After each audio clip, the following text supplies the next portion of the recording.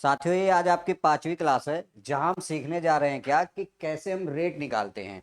अभी तक हम प्रिंसिपल निकालना सीखे थे, हमने अमाउंट निकालना सीखा हुआ था, हमने सीआई निकालना सीखा था, हमने सीआई एसआई का डिफरेंस, सारी चीजें हमने ओवरऑल सीख ली थी। एक चीज आपकी रह गई थी इस चैप्टर में, वो क्या था? आपका रेट, जिसे हम क्या बोलते हैं? दर। अब उसको हम कैसे निकालेंगे, पहले हम एक एग्जाम्पल समझते हैं, उसके बाद चीजों को आगे से आपको समझ में आएगा। जैसे मान लीजिए हमारे पास एक प्रिंसिपल हमने दे रखा है, क्या है? जैसे हमारे पास प्रिंसिपल क्या है? 1000। क्या है? 1000 हमारे पास प्रिंसिपल है, 1000। और हमारे पास रेट क्या है? 10%। हमने मान लिया यहाँ हमारे पास रेट 10% है। टाइम आपके पास क्या है? 2 ईयर है। और हमसे मान लीजिए पूछा है सीआई। एक बार पहले हम इसको समझते हैं, अभी आपको सारी चीजें मैं समझाता हूँ। जैसे मान लीजिए हमें पता है कि 10% की फ्रैक्शन क्या होती है? 1/10 होती है। तो जब आप इस पे सक्सेसिव लगाते हैं रेशियो मेथड, तो कैसे लगाते हैं? जैसे अगर आपको दो सीआई निकालना, इसका मतलब क्या होता था? पहले साल कोई धन 10 से 11 हो जाता है ना। दूसरे साल ये देखिए क्या हुआ, पहले साल कोई धन 10 था, 11 हुआ है, इसका मतलब क्या है कि एक का तो इंटरेस्ट लगा होगा ना।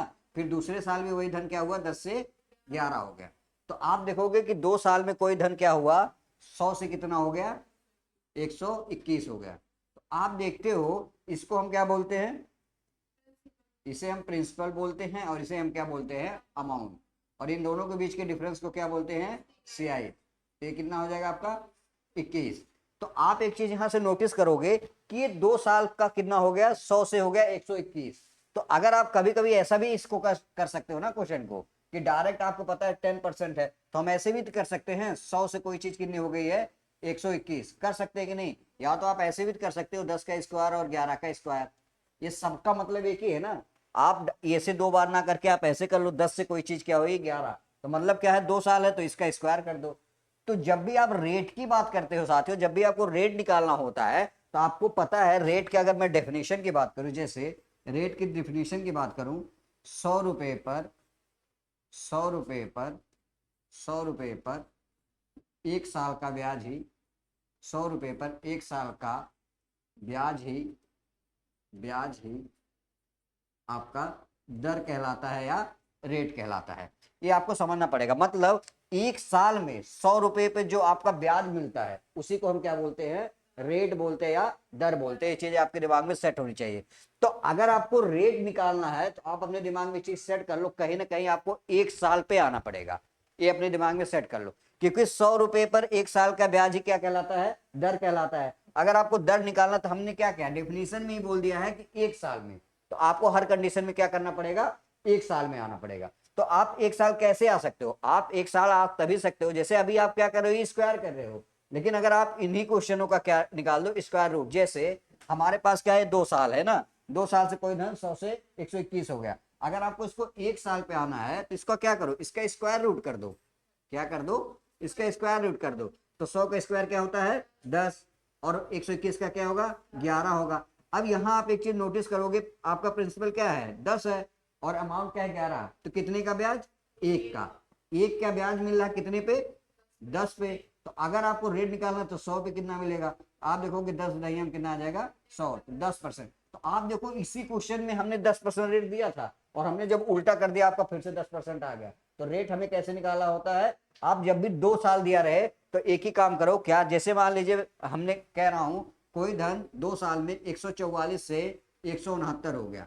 अब मैं पूछूं आपका रेट निकालो, तो इसका मतलब क्या करो? रेट निकालने का मतलब हमने 2 साल बोला है, इसको क्या कर दो, स्क्वायर रूट इसका कर दो। इसका स्क्वायर रूट कर दो, कितना आ जाएगा? 12 आ जाएगा। और ये कितना आ जाएगा? 13 आ जाएगा। तो कोई धन 12 से 13 हुआ है, तो ब्याज कितने का? एक का। एक का ब्याज कितने पे? 12 पे।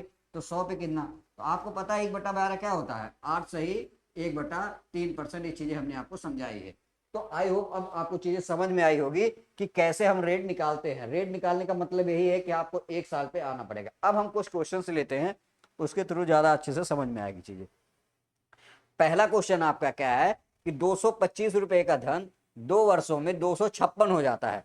चक्रवृद्धि ब्याज की दर ज्ञात कीजिए। हमें क्या ज्ञात करना है? रेट। क्वेश्चन में तो यही कह रहा है कि चक्रवृद्धि ब्याज की दर, ये तो निकालने को बोला है। तो कैसे करेंगे? अब देखो, टाइम भी क्या दिया है? 2 साल। तो आपको हर कंडीशन में कितने पे आना है? 1 साल में ना। ये चीजें आपको समझ में आनी चाहिए। तो कैसे कर सकते हैं कि 225 का कोई धन है, 2 साल में कितना हो गया 256। अब आपको अगर पता है रेट निकालना है तो एक ही काम करो, क्या करना है, इसका स्क्वायर रूट निकाल दो। स्क्वायर रूट आप निकालेंगे तो 225 का किसका होता है, 15 का होता है ना, 15 का होता है कि नहीं, 15 का स्क्वायर 225 होता है, और 256 किसका होगा, 16 का होगा, है ना। तो आप देखोगे अब 1 साल का आ गया, तो 1 साल का आ गया तो 15 से कोई धन 16 हुआ, कितने का ब्याज, एक का ब्याज 15 पे, तो 100 पे कितना आ जाएगा, तो 1/15 क्या होता है, 6 से ही 2/3%। कोई ऑप्शन है, ऑप्शन ए वाला सी, देखिए करेक्ट आ जाएगा।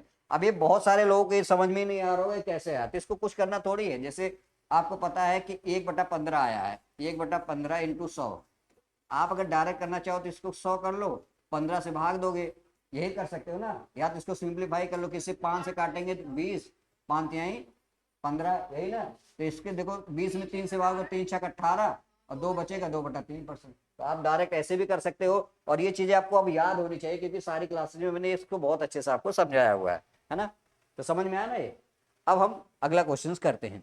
अगला क्वेश्चन क्या कह रहा है कि 625 रुपए का धन 2 वर्षों में एक निश्चित चक्रवृद्धि ब्याज की दर से 676 हो जाता है, ब्याज की वार्षिक दर ज्ञात करना। मतलब 625 का कोई धन था, कितना हो गया 2 सालों में, 676। आप देखोगे अब हमें 1 साल का निकालना तो क्या करना पड़ेगा, स्क्वायर रूट करना पड़ेगा। अब इसका क्या आ जाएगा 25, इसका क्या आ जाएगा 26 का, है ना ये। अब ये चीजें आपको याद भी होनी चाहिए कि 25 का स्क्वायर 625 होता है, 26 का स्क्वायर क्या होता है 676, तभी आप कर सकते हैं। तो 25 से कोई धन कितना हुआ है 26, कितने का ब्याज, एक का ब्याज कितने पे 25 पे, तो 100 पे कितना, तो सीधा काटो कितना आ जाएगा 4% आपका करेक्ट आंसर आएगा। तो कौन सा ऑप्शन है, ऑप्शन बी आपका। आई होप अब चीजें आपको अच्छे से क्लियर हो रहेगी, बहुत आसान है, इसमें कुछ करना ही नहीं है। अगर आपको स्क्वायर याद है तो आप बहुत एक लाइन में क्वेश्चन का आंसर निकाल सकते हैं ना।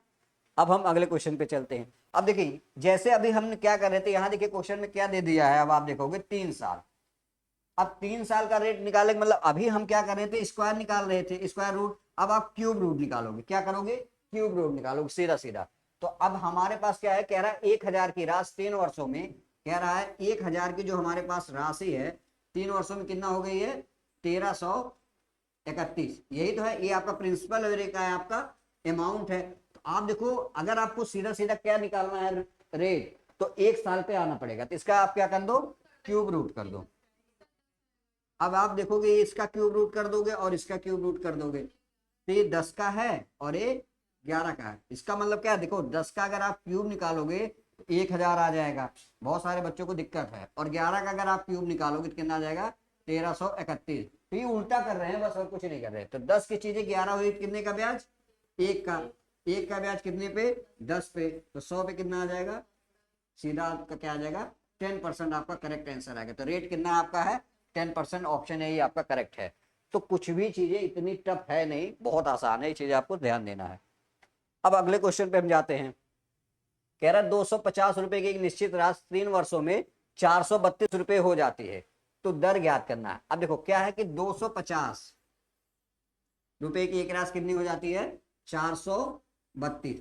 अब बहुत बार ऐसा होगा ना, आपको यही समझ में नहीं आएगा किसका क्यूब है किसका स्क्वायर है, तो आपको सिंप्लीफाई करना पड़ेगा सबसे पहले। तो सिंप्लीफाई हम करते हैं, देखते हैं कितना आता है। जैसे 2 से हम कर सकते हैं ना, इसको 2 से काटेंगे अगर, तो 2 एक कम 2, 2 दूनी 4, 2 पच्चे 10, ये आ गया। और इसको काटेंगे 2 दूनी 4, 2 एक कम 2, 2 छक 12, यही तो आएगा। अब आपको समझना पड़ेगा अब ये किसका है, तो ये 5 का क्यूब है और ये 6 का क्यूब है ना। तो आप सीधा सीधा क्या करो, क्यूब रूट कर दो, इसका क्यूब रूट कर दो और इसका भी क्यूब रूट कर दो। आप देखो कितना आ गया 5 आ गया, और कितना आ गया 6 आ गया। तो आप देखो कोई धन 5 से कितना हो गया 6 हो गया। तो एक का ब्याज लगा कितने पे 5 पे, तो 100 पे कितना आ जाएगा, सीधा सीधा आपका आंसर क्या आ जाएगा 20% करेक्ट आंसर आ जाएगा। ऑप्शन ए आपका करेक्ट आंसर। कुछ भी है नहीं, एकदम बहुत आसान है ना क्वेश्चन। अगला क्वेश्चन हम करते, कह रहा है यदि ब्याज की वार्षिक रूप से संयोजित किया जाता है 2 वर्षों में कितने प्रतिशत प्रतिवर्ष की दर से 12,500 रुपए की राशि 14,045 रुपए हो जाएगी। फिर से आप यहाँ कंफ्यूज हो गए कि क्या करना। जैसे हमारे पास क्या है 12,500 है, और कितनी हो जा रही है राशि 14,005, 14,045। अब सबसे बढ़िया तरीका क्या है, जब भी आपको कुछ समझ में नहीं आ रहा है, इसका मतलब क्या, सिंप्लीफाई करना है। आप पहले काटो। अब हम किससे काटेंगे, 5 से दोनों नंबर कटेगा, तो 5 से काटेंगे, 5 दूना 10 और एक पंचम 25, 2500 आ गया। और इसको करेंगे 5 दूना 10, 5 अट्ठे 40, 5 अट्ठे 40 और 5 नवा 45, यही ना। तो देखोगे 2500 से कोई धन क्या हुआ, 2809 हो गया। अब यहां आप देखो किसका है स्क्वायर, अब आपको समझना पड़ेगा। और बहुत सा मतलब आप कंफ्यूज तो होगे कंफर्म है। अब यहां देखोगे मुझे एक चीज समझ में आ गई, ये 50 का स्क्वायर है ना, ये 50 के स्क्वायर तो है 2500 जो है। देखो अगर 50 का आप स्क्वायर कर रहे हो, इसका मतलब आपस में गुणा करोगे तो 2500 आ जाएगा। लेकिन अगर आप इसका करोगे तो बहुत बार आप देखो, अगर यूनिट डिजिट 3 है तो आप देखो ये किसी ना किसी का यूनिट डिजिट 3 होगा, उसी का स्क्वायर होगा। और हमें ये भी पता है अगर 50 का स्क्वायर क्या है, 2500 है, तो इसका मतलब ये 50 से तो ज्यादा ही होगा, 2809 है। तो हमें थोड़ा सा समझ में आया कि अगर हम 53 का स्क्वायर करें तो मे भी ये 2809 आ जाएगा। क्यों, क्योंकि हमें पता है 3 से 3 करेंगे तो यूनिट डिजिट तो 9 मिल ही जाएगी। यहाँ से हमने चीजें पकड़ी, तो 9 आ गया, 3 बच्चे 15 आपका आ गया, और 5 से 15 के 5 कैरी, एक पंचम 25 2, सॉरी 25 एक 26।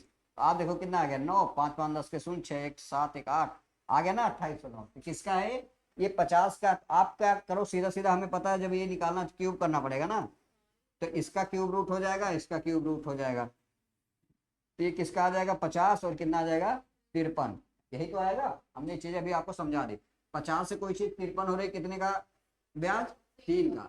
3 का ब्याज कितने पे, 50 पे। 100 पे कितना, ये 50 गुना 100 कितना आ जाएगा, 6%। आपका करेक्ट आंसर कौन सा ऑप्शन है, सी आपका करेक्ट आंसर है। क्लियर यहाँ तक ना। थोड़ा सा ऐसे क्वेश्चनों में आपको ना देखना पड़ेगा काट पीट के कि कहाँ क्या चीजें है, कितनी है, तो आपको अच्छे से समझ में आएगा। एक और क्वेश्चन है, इसको हम और कर लेते हैं। कह रहा है 10,000, 10,000 है, ढाई ढाई सैकड़ा हजार, 1,02,400, 1,02,400 का धन 3 वर्षों में इतना हो जाता है चक्रवृद्धि ब्याज की दर।